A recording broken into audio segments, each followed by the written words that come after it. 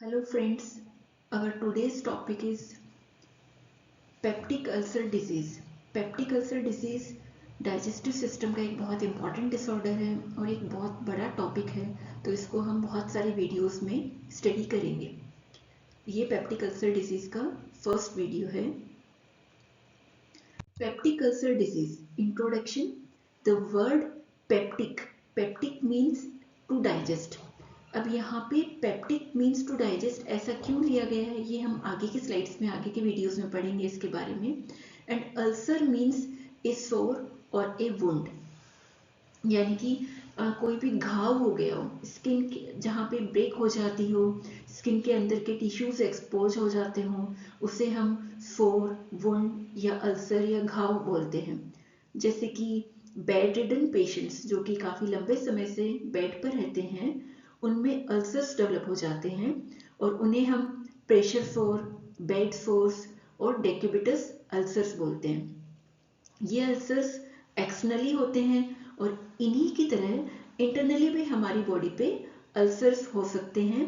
Means हमारी body के अंदर के ऑर्गन्स की इनरमोस्ट जो लेयर है वो ब्रेक हो जाएगी और इंटरनल टिश्यूज एक्सपोज हो जाते हैं। उन्हें हम इंटरनल इंजरी, इंटरनल ये सॉर या इंटरनल वुंड और इंटरनल अल्सर्स बोलते हैं। तो पेप्टिक अल्सर जो है वो एक इंटरनल अल्सर होता है। Peptic ulcer is an umbrella term which include, peptic ulcer में दो डिजीजेस आती हैं basically depending on the site of the ulcer. Peptic ulcer is mainly of two type, gastric ulcer and duodenal ulcer. Gastric ulcer कहाँ होगा? Stomach में। Stomach की जो innermost layer है दैट इज म्यूकोसा लेयर, उसमें ulcer जो होगा stomach में वो गैस्ट्रिक अल्सर होगा। एंड नेक्स्ट आता है ड्यूडेनल अल्सर जो कि मोर कॉमन होता है, is an ulcer which found in the duodenum. जो ड्यूडेनम में अल्सर होगा, यानी कि ये स्टमक है, स्टमक का जो लास्ट पार्ट होता है पाइलोरिक स्फिंक्टर, पाइलोरिक स्फिंक्टर के बाद में स्टार्ट होता है ड्यूडेनम। ड्यूडेनम में जो अल्सर होगा वो होगा आपका ड्यूडेनल अल्सर। अब क्वेश्चन ये आता है कि अल्सर होते क्यों है? तो अल्सर होने के पीछे जो मेन कॉज होता है, peptic ulcer occurs when normal balance between factors that promote mucosal injury. Mucosal injury, जो स्टमक का जो इनरमोस्ट लेयर होता है वो होता है म्यूकोसा लेयर। तो म्यूकोसा लेयर में इंजरी होगी तो अल्सर्स हो जाते हैं। तो यहाँ पे इंजरी कैसे हुई म्यूकोसा लेयर में, या म्यूकोसा लेयर में ब्रेक कैसे होता है? क्योंकि स्टमक जो है, स्टमक में हमारे HCl और पेप्सिन प्रेजेंट होता है। HCl और पेप्सिन जो है ये एसिडिक इन्वायरमेंट क्रिएट करते हैं और अल्सर्स प्रमोट कर सकते हैं। तो ये तो हो गया HCl का रोल। और पेप्सिन जो है, पेप्सिन एक एंजाइम है जो कि प्रोटीन डाइजेशन में हेल्प करता है, राइट। पेप्सिन जो है वो प्रोटियोलाइटिक होता है, यानी कि प्रोटीन के डाइजेशन में हेल्प करेगा।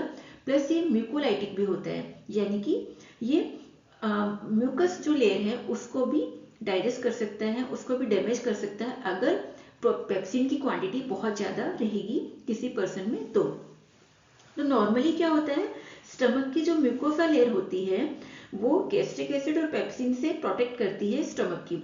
अगर ये म्यूकोसा लेयर नहीं हो तो स्टमक की जो लाइनिंग है वो एसिड और पेप्सिन से एसिड और पेप्सिन जो है वो स्टमक की लाइनिंग में या तो हॉल कर देंगे, या फिर स्टमक की लेयर को ही डैमेज कर देंगे, या फिर फूड के साथ साथ में हमारी स्टमक की लेयर को भी डाइजेस्ट कर सकते हैं। इसलिए हमें नेचर ने बहुत अच्छी चीज़ दी जिसे कि हम बोलते हैं म्यूकोसा। तो म्यूकोसा लेयर जो है वो इन सारे फैक्टर से हमारे स्टमक को प्रोटेक्ट करके रखती है। तो पेप्टिक अल्सर जो है उसमें बेसिकली दो चीज़ें डेवलप हो जाती हैं।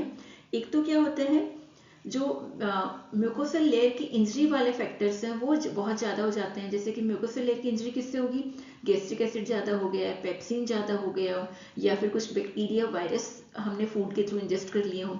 दूसरा फैक्टर है factors that promote the mucosa, protect the mucosa. वो फैक्टर्स जो कि म्यूकोसा को प्रोटेक्ट कर रहे हैं, जैसे कि इंटेक्ट एपिथेलियम है, म्यूकस लेयर है और बाइकार्बोनेट आयन का सिक्रेशन है। बाइकार्बोनेट आयन जो है वो भी गैस्ट्रिक म्यूकोसा से सिक्रीट होते हैं, और बाइकार्बोनेट जो है वो एक्चुअली एक बेस है और स्टमक में एसिड होता है। तो ये जो एसिड है वो म्यूकोसल लाइनिंग को डैमेज ना कर दे, इसलिए म्यूकोसा जो है, स्टमक की जो म्यूकोसा है वो बाइकार्बोनेट सिक्रीट करती है ताकि एसिड को न्यूट्रलाइज किया जा सके, राइट। नेक्स्ट आता है स्टमक की वॉल्स। तो जैसे कि हमारी हम हर जगह वॉल से सराउंडेड रहते हैं। हम जिस रूम में बैठे हैं उसमें भी एक वॉल से सराउंडेड रूम में बैठे हैं, और उसके वॉल के अंदर हम एक सेफ इन्वायरमेंट में रहते हैं। वैसे ही हमारे बॉडी में जितने भी ऑर्गन्स हैं, वो हमारे जितने भी बॉडी के ऑर्गन्स हैं वो एक दीवार या एक वॉल से सराउंडेड हैं, जिसके अंदर की वो ऑर्गन टोटली सेफ रहते हैं। जैसे कि अगर हम रूम के वॉल की बात करें तो बहुत सारी चीज़ों से बनी है, जैसे कि इसमें सीमेंट लगा है, उसमें ब्रिक्स लगे हैं, पेंट है, पुट्टी है। इन सब से क्या होता है, वो रूम की वॉल बहुत स्ट्रॉन्ग हो जाती है। ऐसे ही हमारे स्टमक में बेसिकली 4 लेयर होती हैं, जिनसे कि हमारा स्टमक जो है वो बहुत ही सेफ और प्रोटेक्टेड रहता है। इसमें स्टमक में बेसिकली 4 लेयर होती हैं। इनर मोस्ट होती है mucosa, then sub mucosa, then muscle layer and serosa. तो इनर मोस्ट लेयर सबसे पहले म्यूकोसा पढ़ेंगे। म्यूकोसा क्या होती है?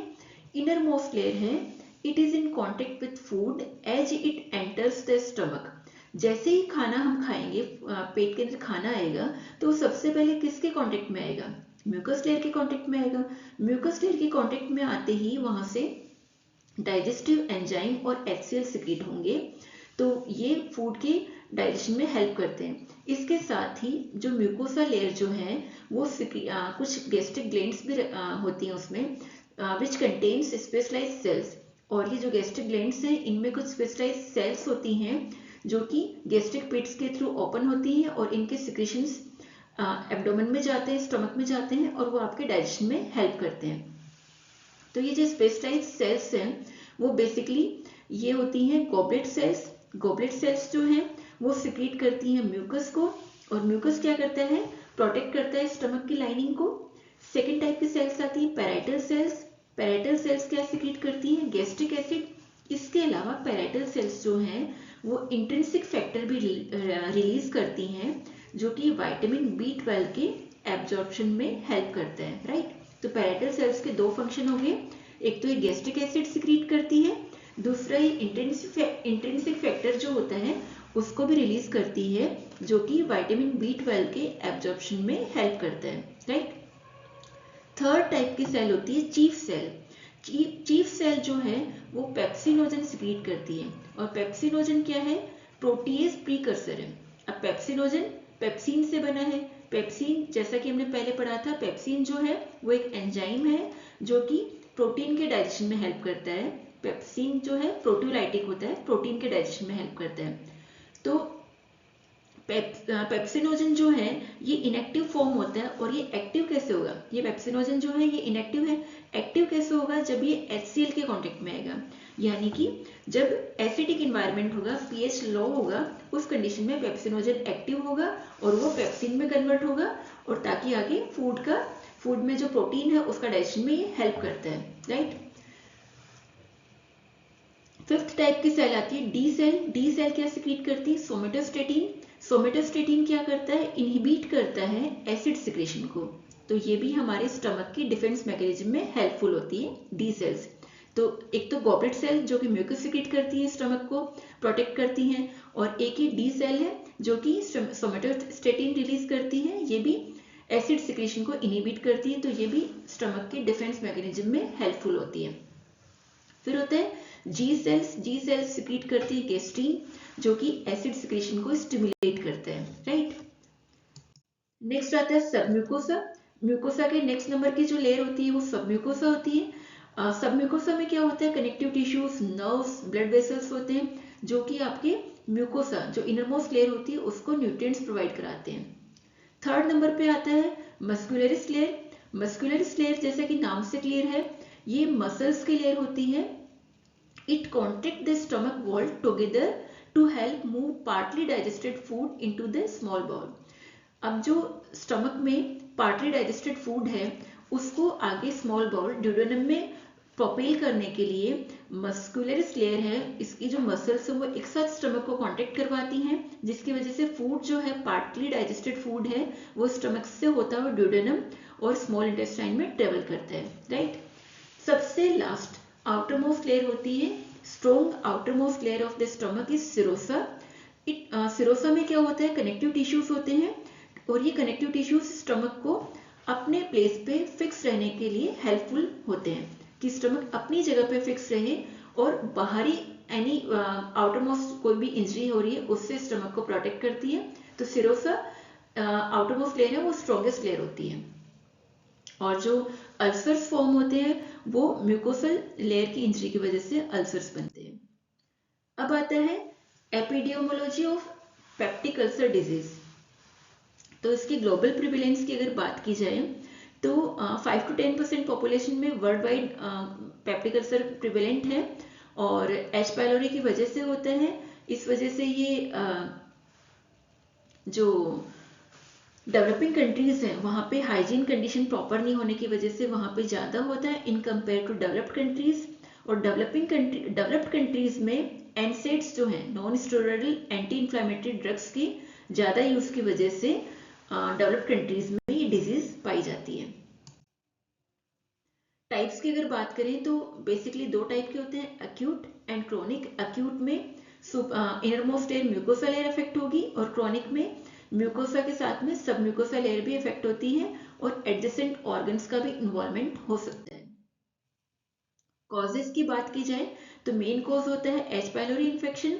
एच पाइलोरी ग्राम नेगेटिव और स्पाइरल शेप का बैक्टीरिया होता है जो कि इजीली स्टमक में इन्वेड कर जाता है और कॉलोनीज डेवलप कर लेता है। एच पाइलोरी स्टमक में जाके यूरेज एंजाइम सिक्रीट करता है जो कि स्टमक के एसिड को न्यूट्रलाइज कर देगा, और इसकी वजह से स्टमक लेस एसिडिक हो जाएगा और स्टमक की डिफेंस मैकेनिज्म पुअर हो जाएगी, जिस वजह से अल्सर्स बहुत इजीली बन जाते हैं। सेकेंड मोस्ट कॉमन कॉज होता है regular use of NSAIDs non steroidal anti inflammatory drugs के इंटेक से क्या होता है, ये एनसेड्स क्या करती हैं, प्रोस्टाग्लैंडिन के सिक्रीशन को कम कर देती हैं, और प्रोस्टाग्लैंडिन जो है वो म्यूकस सिक्रीशन को स्टिमुलेट करता है और बाइकार्बोनेट आयन के सिक्रीशन को स्टिमुलेट करता है, जिसकी वजह से स्टमक की इनर लाइनिंग को प्रोटेक्ट करता है। अदर कॉजेज में आता है जोलिंगर एलिसन सिंड्रोम, जो कि इसमें एक या एक से ज़्यादा ट्यूमर्स बन जाते हैं, और ये ट्यूमर्स जो है वो गेस्ट्रीन सिक्रीट करते हैं, और गेस्ट्रीन जो है वो ज़्यादा एसिड सिक्रीट करेगा, जिसकी वजह से अल्सर्स बन जाएंगे। नेक्स्ट आता है हेरिडिटरी फैक्टर्स। हेरिडिटरी फैक्टर्स की अगर बात की जाए तो ब्लड ग्रुप ओ वाले जो इंडिविजुअल्स हैं उनमें पेप्टिक अल्सर होने के चांसेस सबसे ज़्यादा होते हैं। नेक्स्ट आता है irritants. Excessive consumption of alcohol, tea, coffee, spices, tobacco, smoking, drugs, steroids, इन सब के यूज़ की वजह से भी अल्सर्स होते हैं। और कोई पर्सन बहुत टाइम से मिसिंग मील्स पे चल रहा है, ब्रेकफास्ट स्किप कर दिया, लंच स्किप कर दिया, तो उस वजह से भी अल्सर्स बहुत कॉमन है बनना, क्योंकि मील स्किप करने से स्टमक एम्प्टी रहता है, और एम्प्टी स्टमक क्या करेगा, स्टमक अगर एम्प्टी है तो एम्प्टी स्टमक में एचसीएल सिक्रेशन ज़्यादा होगा, और जैसे ही पेशेंट फूड खा लेता है, फूड इनटेक कर लेगा, तो उसके बाद में क्या होगा कि जो एसिडिक इन्वायरमेंट है उसको काफ़ी हद तक फूड की वजह से न्यूट्रलाइज हो जाता है, और मेंटल स्ट्रेस जो है वो स्टमक अल्सर के गैस्ट्रिक अल्सर के सिम्टम्स को वर्स कर सकता है। ये कॉजेस तक का हम यहाँ पे पढ़ा है। नेक्स्ट स्लाइड्स में हम इसके गैस्ट्रिक अल्सर और इंटेस्टाइनल अल्सर के साइन एंड सिम्टम्स, कॉमन दोनों के कॉमन सिम्टम्स और दोनों में डिफरेंशिएट सिम्टम्स, इसके कॉम्प्लिकेशंस क्या हो सकते हैं, इसका डायग्नोसिस क्या क्या हो सकता है, इसके बारे में हम आगे के स्लाइड्स में स्टडी करेंगे। Thank you.